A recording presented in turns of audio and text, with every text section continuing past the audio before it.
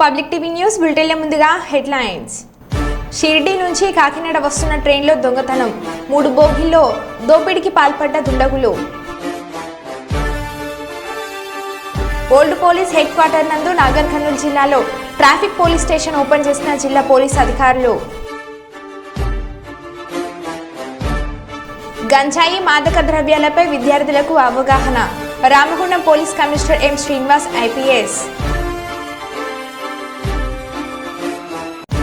సఖీ కేంద్రాలు అందిస్తున్న సేవలకు ప్రచారం కల్పించి మహిళలలో అవగాహన కల్పించిన కలెక్టర్ ప్రావీణ్య.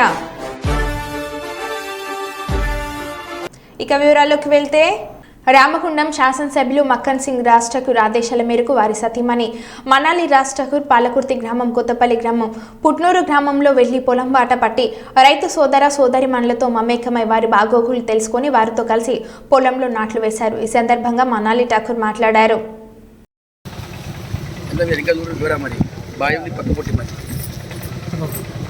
అక్క నువ్వు చెప్పులు ఇడతారా? ఇది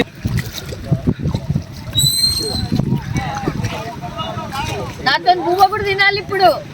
తింటారు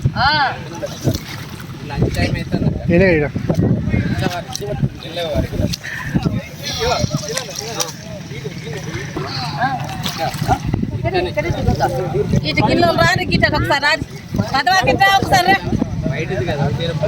ఇట్లుండి అడుగు వేసుకుంటే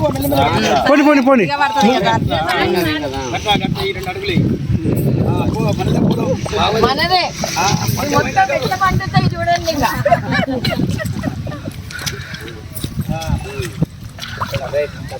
అశోక్ అన్న కొంచెం మన లీడర్లో కొంచెం పక్క జరిగితే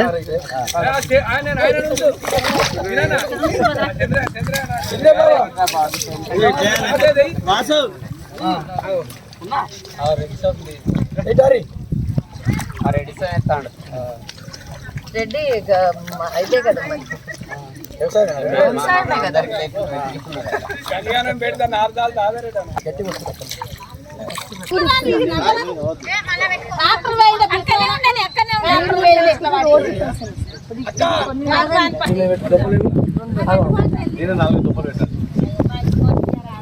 దిగులు చెందకు అన్నతో డైరెక్ట్ గా నా నంబర్ కూడా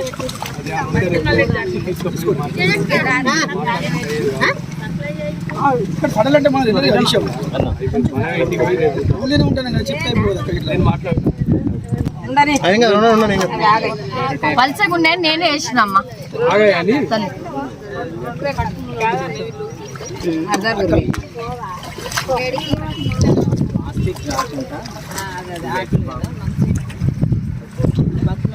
అంటే నాకు ఆ ప్లాస్టిక్ ఇష్టంలే అమ్మా, అది మంచిది కాదు, క్యాన్సర్ వస్తుంది.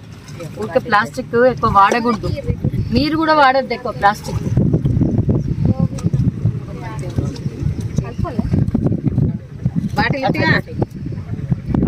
దిగిరాండి వీళ్ళు పట్టుకొని పోతారు. మీరు రాని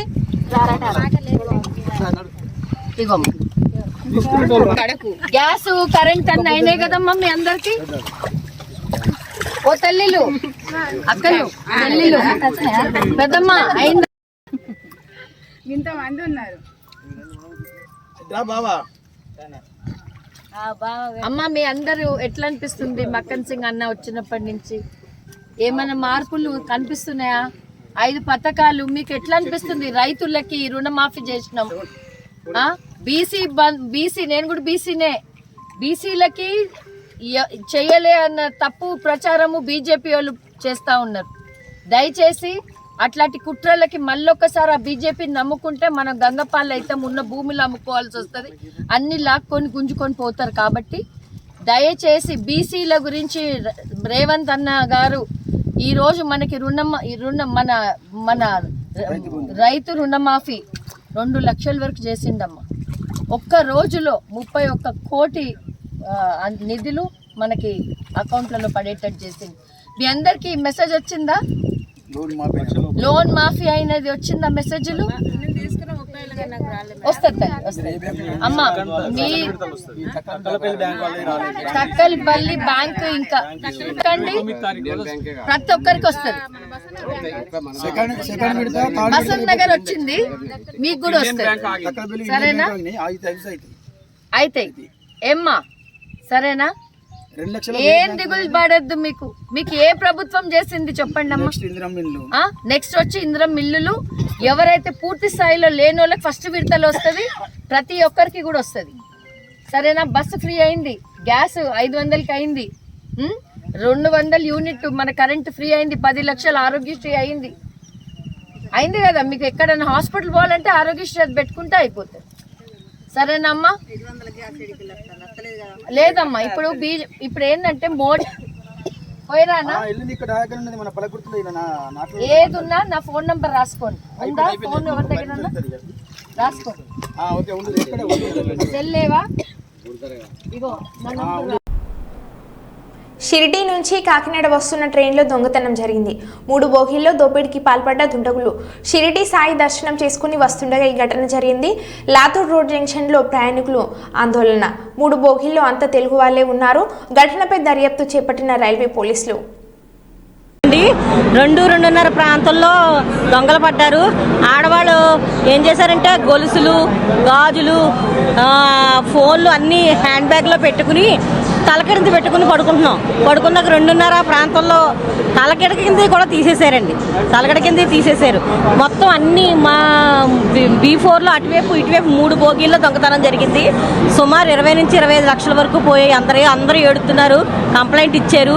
మరి వాళ్ళందరికీ దొరికి వాళ్ళందరికీ మంచి జరగాలని మీ మీడియా ద్వారా తెలియచేయండి అందరికీ.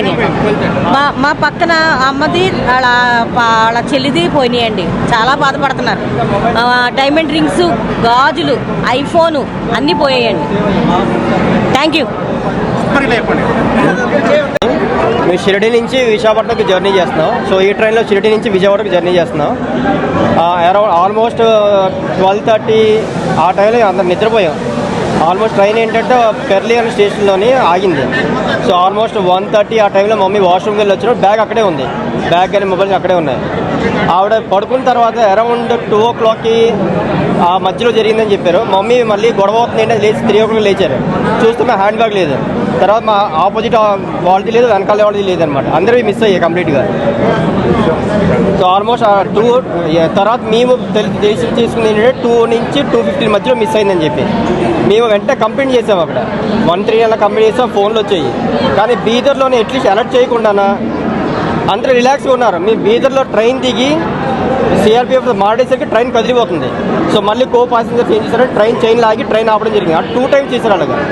అంతే తప్ప వాళ్ళు వచ్చి అలర్ట్ అయ్యి ముందుగా మన అడగడం చేయలేదు. మేము ఆ గొడవ చేసిన తర్వాత అలర్ట్ అయ్యి ట్రైన్లో వచ్చి మా దగ్గర డీటెయిల్స్ తీసుకుని అవన్నీ చేశారు తప్ప వాళ్ళంతా వాళ్ళైతే అలర్ట్ అవ్వలేదు. మేము గొడవ చేస్తుందని చెప్పి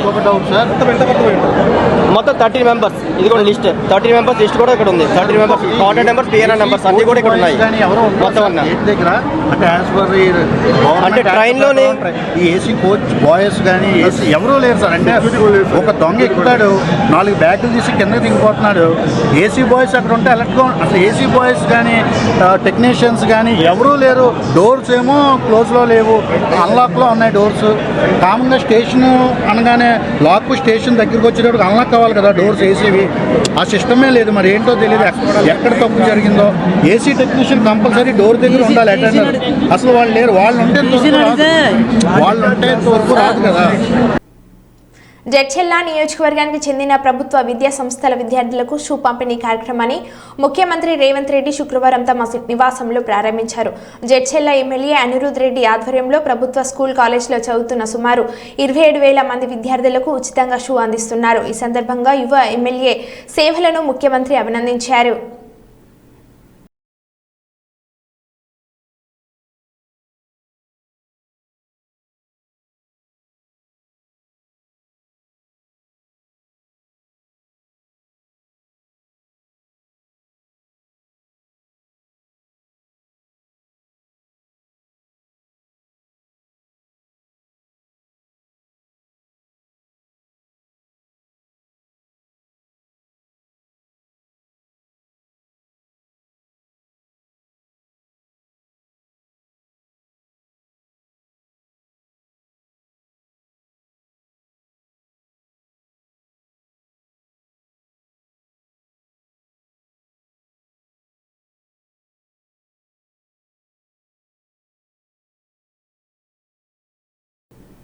మహిళలకు ఇస్తానన్న నెలకు 2500 ఆసరా పెన్షన్లు 4000 ఈ బడ్జెట్లో పెట్టలేదు. ఎన్నికల సమయంలో మేము అధికారంలోకి రాగానే మహిళలకు ప్రతి నెల 2500, అవ్వాతాతలకు ఆసరా పెన్షన్లు తీసుకునే అందరికీ 2000 నుండి 4000 చేస్తామన్నారు. అధికారంలోకి వచ్చిన 8 నెలలు అయినా బడ్జెట్లో వీటి నిధులు కేటాయించడం లేదు అని హరీష్ రావు అన్నారు. మహిళలందరికీ 2500 రూపాయలు ప్రతి నెల ఇస్తామన్నారు. ఇప్పటికే 8 నెలలు అయిపోయింది. బహుశా ఈ బడ్జెట్ లోనైనా పెట్టారేమో. మొదటి హామీ కదా. ఈ రాష్ట్రంలో ఉన్న మరి దాదాపు 1.5 అక్కా చెల్లెలు ఎదురు చూస్తా ఉన్నారు. అందులో 18 ఏళ్లు దాటిన వాళ్ళు పెట్టుకున్న 1 కోటి మంది ఉంటారు. 1 కోటి మంది అక్కా చెల్లెళ్లకు శుభవార్త చెప్తారేమో అని చెప్తే నిరాశ చూపారు. ఇవాళ 8 నెలలు అయింది. 8 నెలలు లెక్క తీసినా దాదాపు వీళ్ళు ఇప్పటికే 20,000 కోట్లకు పైగా బాకీ పడ్డారు పాతది. పోనీ ఈ బడ్జెట్ అయినా పెట్టి ఇక ముందు కన్నా ఇస్తారేమో అంటే మహాలక్ష్మి పథకం కింద మహిళలకు మహా నిరాశను ఈ రాష్ట్ర ప్రజలకు మహిళలకు కాంగ్రెస్ ప్రభుత్వం నిరాశపరిచింది. ఇకపోతే ఆసరా పెన్షన్లు ఎంతో ఆశగా ఎదురు చూస్తున్నారు. రేవంత్ రెడ్డి గారు అయితే రెచ్చిపోయి ఉపన్యాసాలు ఇచ్చారు. అవ్వాని పెన్షన్ ఎంత వస్తుంది? 2000. ఇగో డిసెంబర్ లో ఇందిరమ్మ రాజ్యం రాగానే నీ పెన్షన్ 4000 అవుతుంది. నీ మన్మడి కాళ్ళు ఒత్తుతాడు, డీజిల్ కు పైసలు అడుక్కుంటాడు, పెట్రోల్ కు పైసలు అడుక్కుంటాడు అన్నాడు. మరి 40,000 డిసెంబర్ లోనే ఇస్తాను. జూలై నెలలో ఉన్నాం, ఇప్పటిదాకా రాలేదు. కాంగ్రెస్ పార్టీ నాయకులు ఎన్నికల సమయంలో ఇంటికి 2 పెన్షన్లు ఇస్తాం, అవ్వకిస్తాం, తాతకిస్తాం, నౌకరున్నా ఇస్తాం, కొత్త పెన్షన్లు ఇస్తాం, అర్హులందరికీ ఇస్తాం, 4000 ఇస్తాం అని ఉదరగొట్టింది కదా. 100 రోజుల్లో ఇస్తామని బాండ్ పేపర్ మీద రాసిచ్చింది కదా. ఏమైంది మీ బడ్జెట్ లో? ఎందుకు పెట్టలేదు అని నేను అడుగుతా ఉన్నా. అంటే ఇవాళ పేదలకు మేము ప్రాధాన్యత ఇస్తాం, మాది పేదల ప్రభుత్వం అన్నారు కదా. మరి ఇంతకంటే పేదలు ఎవరు? ఆసరా పెన్షన్ అందుకునే దానికంటే ఇంకా నిరుపేదలు ఈ రాష్ట్రంలో ఎవరైనా ఉన్నారా? వృద్ధులు, అభాగ్యులు, ఒంటరి మహిళలు, చేనేత కార్మికులు, గీత కార్మికులు, వికలాంగులు, మరి ఎయిడ్స్ పేషెంట్లు, డయాలసిస్ పేషెంట్లు, వీళ్ళకంటే పేదలు, వీళ్ళకంటే ఇంకా కష్టాల్లో ఉన్నటువంటి వాళ్ళు ఎవరైనా ఉంటారా? అంటే మీరు అత్యంత పేదలే వీళ్ళు. మరి మాది పేదల ప్రభుత్వము, మాది పేదలకు ప్రాధాన్యం అని చెప్పుకునే అర్హతనే మీకు లేదు. అత్యంత పేదలైన అవ్వాతాతలను, ఆసరా పెన్షన్ లబ్ధిదారులను, వితంతువులను, ఒంటరి మహిళలనే మర్చిపోయింది ఈ ప్రభుత్వం. హత్యలు, అత్యాచారాలు, ఆస్తుల ధ్వంసంతో రాష్ట్రం రివర్స్ డైరెక్షన్ లో వెళ్తుంది. బాధితులు కేసులు పెట్టడానికి వెళ్తే వారిపైన రివర్స్ లో కేసులు పెడుతున్నారు. ప్రశ్నించే వారే ఉండకూడదనే రీతిలో రాష్ట్రంలో అణచివేత పాలన కనిపిస్తుందని వైఎస్ జగన్మోహన్ రెడ్డి అన్నారు. రాష్ట్రంలో ఈరోజు దాదాపుగా 52 రోజులు ఎన్నికల ఫలితాలు వచ్చాయి. 52 రోజులుగా రాష్ట్రంలో ఎలాంటి పరిస్థితులు ఉన్నాయి, రాష్ట్రంలో ఏం జరుగుతూ ఉంది ఒకసారి గమనిస్తే రాష్ట్రం పురోగతి వైపు పోతా ఉందా, లేకపోతే రివర్స్ డైరెక్షన్లో పోతా ఉందా? రాష్ట్రంలో ఉన్న ప్రతి ఒక్కరూ కూడా ఆలోచన చేయాల్సిన అవసరము చాలా ఉంది. రాష్ట్రంలో ఈరోజు హత్యలు జరుగుతూ ఉన్నాయి, అత్యాచారాలు జరుగుతూ ఉన్నాయి, ఆస్తుల ధ్వంసం జరుగుతూ ఉంది.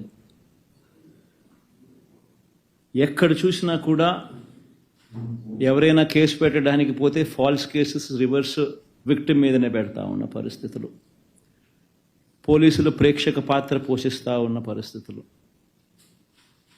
ప్రశ్నించడానికి ఏ స్వరం కూడా ఉండకూడదు, బయటికి అడుగు పెట్టకూడదు అన్న దృక్పథంతో ఈరోజు అణిచివేసే ధోరణితో ఈరోజు ప్రభుత్వం పరిపాలన కొనసాగిస్తూ ఉంది. ఏలూరు జిల్లా కుకునూరు మండలం చెరువుకొమ్మగూడెంలో 6 ఏళ్ల బాలికపై లైంగిక దాడికి ప్రయత్నించిన వెంకటేశ్వరరావు నిందితునిపై కేసు నమోదు చేసిన ఎస్ఐ రామకృష్ణ బాధిత బాలికను వైద్య పరీక్షలకు జంగారెడ్డిగూడెం తరలించారు. బాలికను పరామర్శించిన జిల్లా కలెక్టర్. ఒక 7 years సైలెంట్ చెప్పారు. సో ఇంకా ఎంక్వైరీ నడుస్తున్నాయి, ఇంకా ఎవరికో మెడికల్ ఎగ్జామినేషన్ ఇంకా కంప్లీట్ కాలేదు. So right now we cannot comment on anything. But ఇలాంటి విషయం ఇది ట్రూ అయితే అఫెండర్స్ని మేము మొదలేమో హైయెస్ట్ పనిష్మెంట్ ఇస్తాము బుక్స్ యాక్ట్ కింద అండ్ మనకు కావాల్సిన రిలీఫ్ కూడా ఇస్తాము. ప్రస్తుతానికి మెడికల్ ఎగ్జామినేషన్ ఇంకా నడుస్తున్నాయి అండ్ పోలీస్ ఎంక్వైరీ కూడా ఇప్పుడు నడుస్తున్నాయి కాబట్టి we cannot comment on anything. We will wait for the final report and accordingly will take necessary action. Ambedkar Konaseema జిల్లా అంబాజీపేట మండలం ఇస్కపూడి గ్రామానికి చెందిన సర్హిల వీరేంద్ర కుమార్ సౌదీ అరేబియా దేశం నుండి ఈరోజు ఉదయం 9 గంటలకు హైదరాబాద్ చేరుకున్నాడు. సౌదీ అరేబియాలో ఒంటెలు కాపరిగా నియమించడంతో తాను చాలా ఇబ్బందులు ఎదుర్కొంటున్నానని ఒక వీడియో రిలీజ్ చేసిన సంగతి అందరికీ తెలిసిందే. ఇది సోషల్ మీడియా ద్వారా ప్రభుత్వానికి తెలిసింది. దీంతో ప్రభుత్వం స్పందించి ఇండియాకు వచ్చే ఏర్పాట్లు చేయడంతో ఈరోజు స్వదేశానికి తిరిగి వచ్చాడు.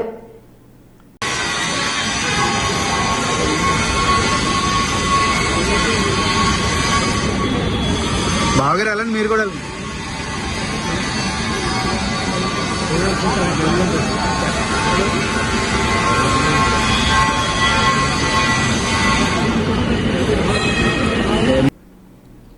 లయన్స్ క్లబ్ ఆఫ్ సుల్తానాబాద్ ఆధ్వర్యంలో కార్గిల్ విజయ్ దివాస్ సందర్భంగా పట్టణ కేంద్రంలోని స్థానిక స్వప్న కాలనీలో జరిగిన కార్యక్రమంలో మాజీ సైనికులకు జ్ఞాపికలు అందజేసి శాల్వతో ఘనంగా సత్కరించారు.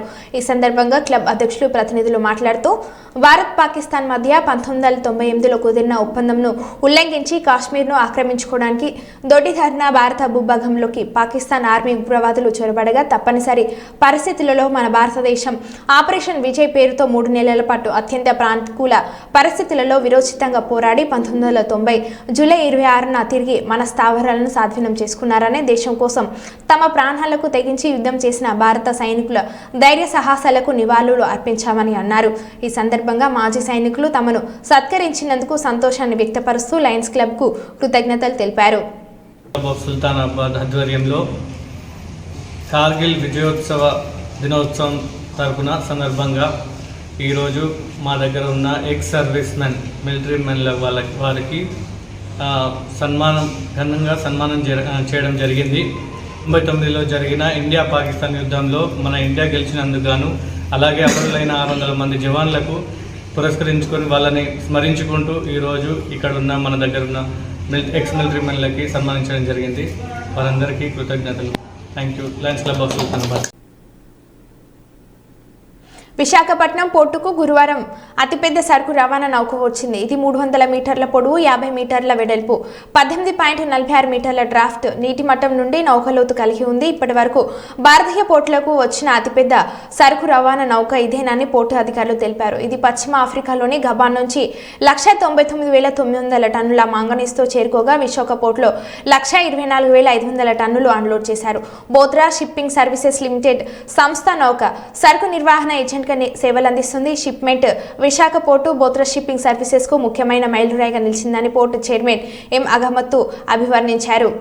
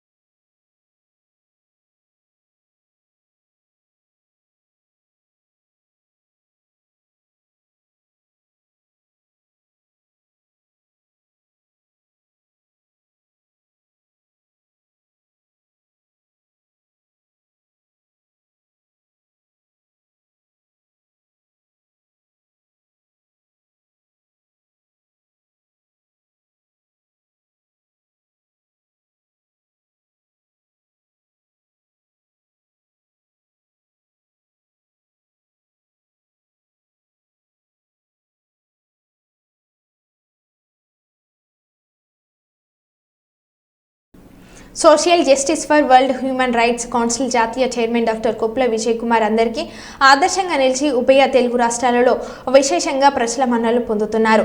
భారత రాజ్యాంగం మనకు కల్పించిన మానవ హక్కుల పరిరక్షణ కోసం నిరంతరం కష్టపడుతున్నారు. అందరికీ సమాన హక్కులు కల్పించడం కోసం, మహిళలు, చిన్నపిల్లలు అక్రమ రవాణాను అరికట్టడం కోసం, భ్రూణ హత్యల నివారణ కోసం, అంటరానితనం అరికట్టడం కోసం, భూ కబ్జాలు అరికట్టి ప్రభుత్వ ఆస్తులను కాపాడడం కోసం, కుల వివక్ష నిర్మూలన కోసం, గృహ నిర్బంధం, వేధింపుల నుండి రక్షణ కల్పించేందుకు అన్ని ప్రాంతాలలో అవగాహన సదస్సులు నిర్వహిస్తూ, అలాగే ఆపద సమయాల్లో ప్రాణాలను కాపాడుకునేందుకు రక్తదాన శిబిరం నిర్వహించడం, అన్నదాన కార్యక్రమాలు నిర్వహించడం, విద్యార్థులకు బుక్స్, స్టేషనరీ ఉచితంగా అందించడం, పర్యావరణ పరిరక్షణ కోసం విరివిరిగా మొక్కలు నాటే కార్యక్రమం చేపట్టడం, కాలుష్య నియంత్రణ కోసం విశేషంగా కృషి చేయడం జరుగుతుందని అన్నారు. చోటు ఆధ్వర్యంలో ఘనంగా మాజీ మున్సిపల్ వైస్ చైర్మన్ పుడిగండ్ల మాధవరావు పుట్టినరోజు వేడుకలు జరిగాయి. భద్రాద్రి కొత్తగూడెం జిల్లా ఇల్లందులో స్థానిక ఐత ఫంక్షన్ హాల్లో ఏర్పాటు చేసిన పుట్టినరోజు వేడుకలను పురస్కరించుకొని తలసేమియా వ్యాధిగ్రస్తులకు రక్తదానం చేసిన యువకులు, యువ నాయకులు. చోటు మాట్లాడుతూ పులిగండ్ల మాధవరావు ఇలాంటి పుట్టినరోజు వేడుకలు మరెన్నో జరుపుకోవాలని, ఆయన ఆయుర ఆరోగ్యాలతో ఉండాలని ప్రత్యేక పూజలు చేశారు. ఈ మేరకు పులిగండ్ల మాధవరావు మాట్లాడుతూ తన పుట్టినరోజు సందర్భంగా తలసేమియా వ్యాధిగ్రస్తులకు రక్తదానం చేయడం చాలా ఆనందంగా ఉందని, రక్తదానానికి అదేవిధంగా పుట్టినరోజుకి శుభాకాంక్షలు తెలియజేయడానికి వచ్చిన ప్రతి ఒక్కరికి పేరు పేరున మాధవరావు ధన్యవాదాలు తెలిపారు.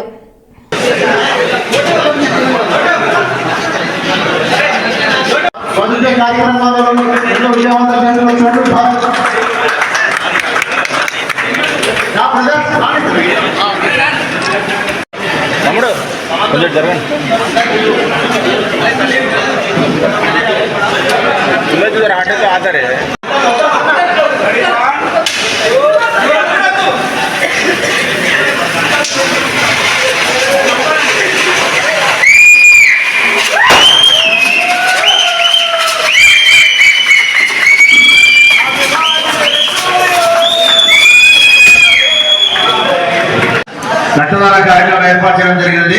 కార్యక్రమంలో పాల్పంచుకొని యూత్ అందరూ కూడా బ్లడ్ క్యాంప్ లో పాల్గొని మరి భగవంతుడు కూడా మనకి ఆశీర్వాదం ఇచ్చినట్టుంది. కాబట్టి ఈ కార్యక్రమంలో మనస్ఫూర్తిగా మరి పాల్గొని నన్ను అందరికీ ధన్యవాదాలు. నా జన్మదిన వేడుకల సందర్భంగా ఈ కార్యక్రమానికి వచ్చిన నా మిత్రులందరికీ ముందుగా హృదయపూర్వక ధన్యవాదాలు తెలియజేసుకుంటూ, ఈరోజు జన్మదిన వేడుక సందర్భంగా మిత్రులు చోటు, వారి స్నేహితులు, వారి మిత్రులందరూ కలిసి ఒక మంచి కార్యక్రమాన్ని నిర్వహించడం చాలా సంతోషకరమైన విషయం. సమాజంలో తలసేమియా వ్యాధి అనేది చాలా ఇబ్బందికరమైన మరి వ్యాధిగా, ఆ బాధితులు పడే వేద వర్ణనాతీతం. వారి యొక్క ఆరోగ్యం విషయమై అనినిత్యం రక్త మార్పిడి జరగాల్సి ఉంటుంది. కాబట్టి అటువంటి వ్యాధిగ్రస్తుల కోసం అనేక సందర్భాల్లో ఇక్కడే కాకుండా మరి ఖమ్మంలో కూడా ఇటువంటి ప్రోగ్రాంలు మిత్రుడు చోటు వాళ్ళ బృందం ఏర్పాటు చేయడం, దాంట్లో నేను ఎప్పుడూ భాగస్వామిగా ఉండటం నాకు చాలా సంతోషం. నా మీద అభిమానంతో, ప్రేమతో మీరందరూ ఈరోజు వారి యొక్క కుటుంబాలు, వారి యొక్క సంక్షేమం కోసం, వారి యొక్క ఆరోగ్యం కోసం మీరు తీసుకున్న ఈ కార్యక్రమం మరి ఎన్ని సేవలు చేసినా, ఎన్ని దానాలు చేసినా మరి రక్తదానమే అన్నింటిలోకి ఉద్యమమైనది. కాబట్టి మీరు యువతగా ఇల్లందు పట్టణంలోని మీరు అనేక మరి కార్యక్రమాల్లో ఎప్పుడు బిజీగా ఉన్నా, రాజకీయంగా ఎంతో చైతన్యమైన మీరందరూ ఇటువంటి సామాజిక కార్యక్రమాలు చేయడం ద్వారా భవిష్యత్తులో మన కుటుంబాలకు కూడా ఏదైనా ఆపద వచ్చినా, ఏదైనా ఇబ్బంది వచ్చినా మనందరం సమిష్టిగా కలిసికట్టుగా ఇటువంటి సమస్యల్ని, ఆరోగ్యపరమైన సమస్యల్ని అధిగమించడానికి ఒక టీంగా మనందరం కలిసికట్టుగా ఉండి అందరూ సోదర భావం బస్సు కిటికీ నుండి ఎక్కుదామని ప్రయత్నించిన యువకుడు, బస్సు అద్దంతో సహా ఊడిపడి కింద పడిపోయిన యువకుడు. పక్క బస్సులో ఉన్న వ్యక్తి సెల్ ఫోన్లో రికార్డ్ చేసిన దృశ్యాలు ఇవి. సోషల్ మీడియాలో వైరల్ అవుతున్న వీడియో.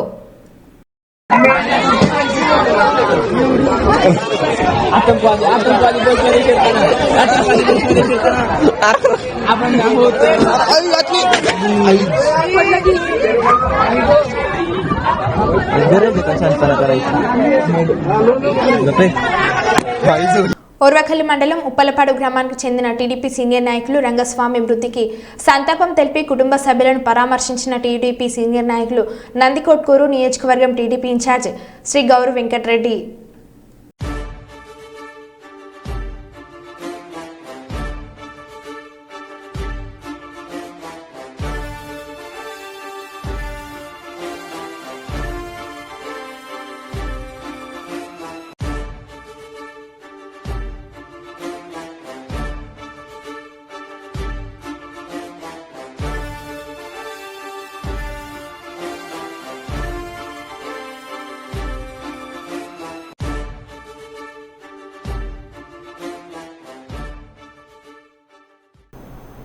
మరో బులెటిన్లో మళ్ళీ కలుద్దాం. Stay tune.